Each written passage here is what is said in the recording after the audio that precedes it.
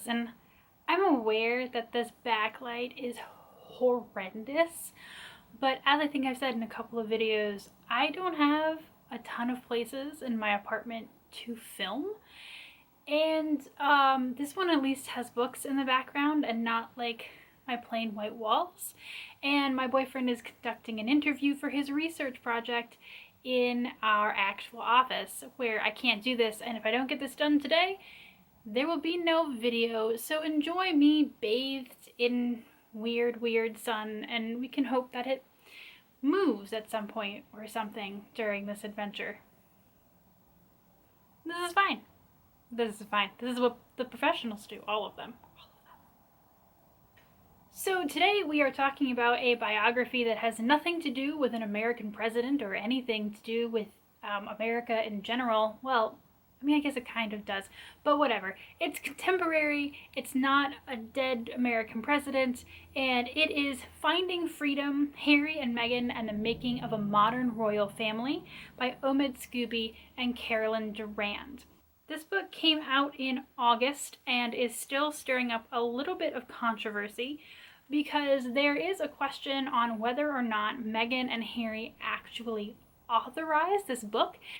Technically, in their author's note at the end, the only thing the authors say is that officially, royal family members cannot authorize biographies, which is weird because didn't Charles do? Whatever, unimportant. But this book has so many small moments in it, access to so many of their bestest best friends, that there is no way that Harry and Meghan don't have at least slightly relevant contact with this book. So there's a whole thing going on with it. It's fine. And I got it because I wanted to read it because I am fascinated by Harry and Meghan and their whole trials and tribulations with the press, what they want to do with the royal family. I have read quite a few biographies on the British royal family, historical and contemporary, Diana, Harry, Charles, the Queen, and I'm also a lovely watcher of The Crown, so I'm interested in this topic. It's hardly the first time I've read something on them, and I was just curious what all the fuss was about, so I read it. So the opening of this book is way more invested in showing you how Meghan grew up and her journey to meeting Harry. Not to say that it hasn't gone over Harry's life, but as the authors note, it's far more likely that you know bits and pieces about Harry's life than you do about Meghan's. It sets the book up, though, to have a very Meghan-centric kind of storyline, and then Harry jumps in when they meet, and then we go into his backstory a little bit and they move forward. That isn't a criticism or a problem. It's just something where I was like, oh, okay, this is, Meghan. And to a certain extent, I was more interested in how their relationship came to be and, their dealings with the press and the media and all that kind of stuff. So the beginning for me was just like, tra-la-la, okay, here's the basic background details on who Meghan is. Page. So I don't know, that's not a problem or not. It's just, if that's not what you're there for, just be prepared for Harry not to show up till later. And then it gets to their meeting, and like I said, this book is extremely personal. They have their best friends, their people who were along for every step of the road, things that I don't believe have been revealed until this book, at least via their friends. So there are a lot of really awesome details in here, which are really great if you really want to see how these two people came to be, met, fell in love, and then managed their relationship, managed their marriage, and everything that has happened since.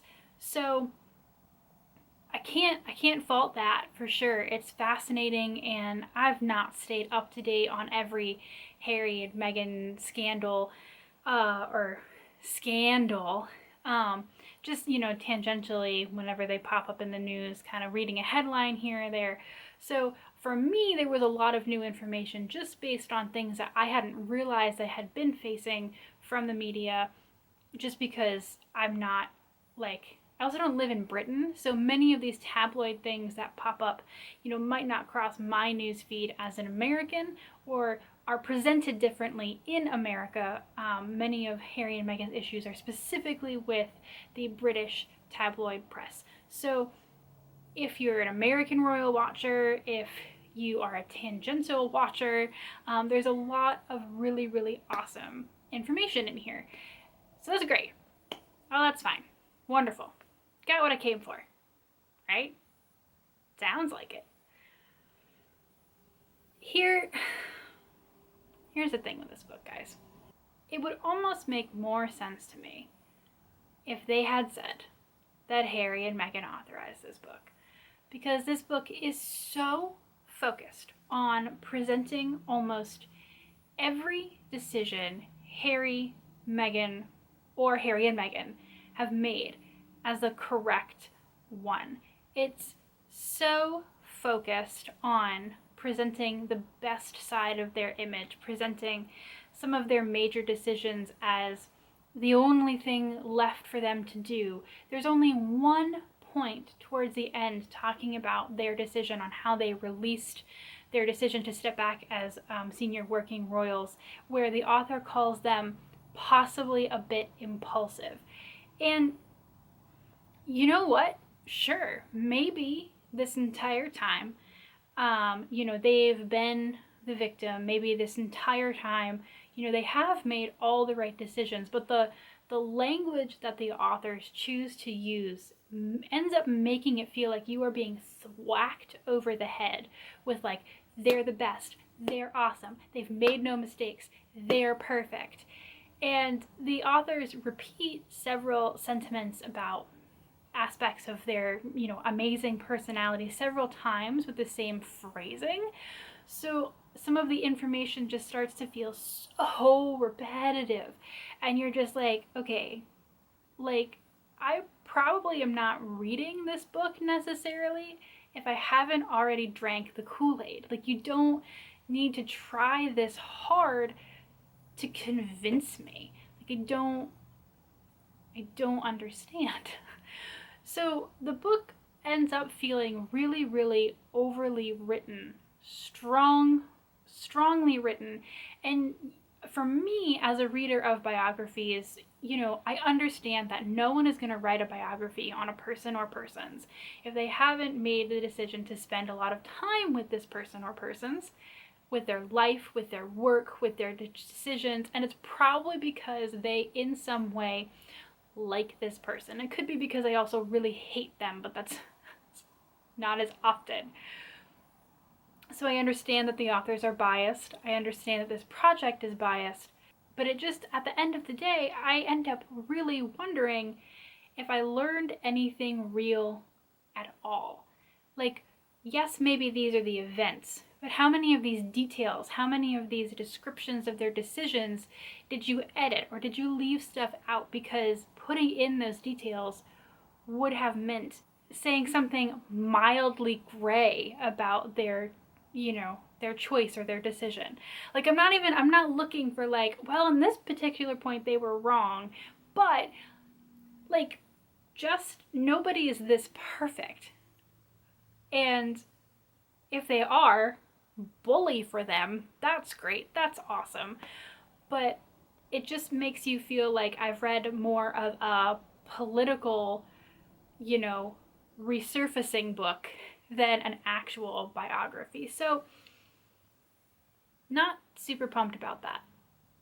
Like I said, the details are great, the level of detail, the people they talk to, obviously they care about their subjects and the work they put into it, but I mean, it just leaves me feeling, like I said, like I have to question the reality of what I've been told, just because I don't imagine that everything is that picture perfect. So this is possibly purely cynicism on my part, but I feel like I've read enough biographies from people partial to their subjects, unpartial to their subjects, and people really, really trying for, you know, impartiality, even though that's, like I said, usually impossible, to notice when I'm just being thwacked in the head with somebody on a personality project, or somebody, since there are two authors of this book.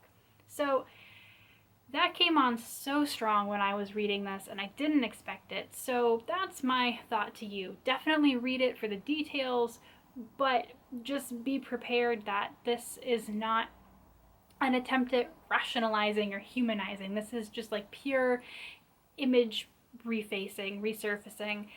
And I mean, that's fine. That's probably a good project for this book, but it just makes me sad as a reader who really wants to get to know the real Harry and Meghan and love them for their choices, but also their flaws. So do what you will with that.